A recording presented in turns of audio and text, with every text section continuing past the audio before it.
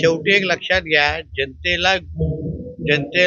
जनतेशी कुठल्याही पद्धतीची नाळ नसणारे, आणि आता तर मी ऐकलं ते बाहेरगावी आहेत, म्हणजे मुळामध्ये ते आपल्या देशासाठी एक पर्यटक आहेत, जे काही 10-15 दिवसच आमच्या देशामध्ये येतात, देशाची बदनामी करतात आणि मग परत एकदा परदेशात निघून जातात. अशा लोकांना, जे पार्ट टाइम पॉलिटिशियन आहेत, जे पार्ट टाइम म्हणजे 100% त्यांना भारतीय पण म्हणायचं का, हाही आता प्रश्नचिन्ह आहे. अशा लोकांना परत एकदा बिहारच्या जनतेने नाकारलेलं आहे.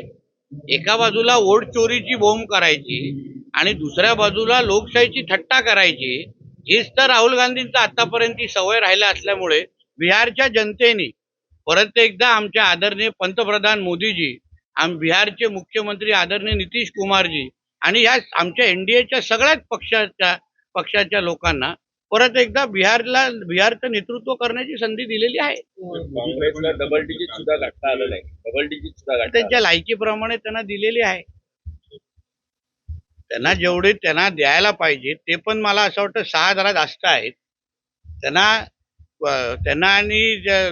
0 मिळाला असतं तर अतिशय योग्य आकडा त्यांच्या समोर लागला असतं.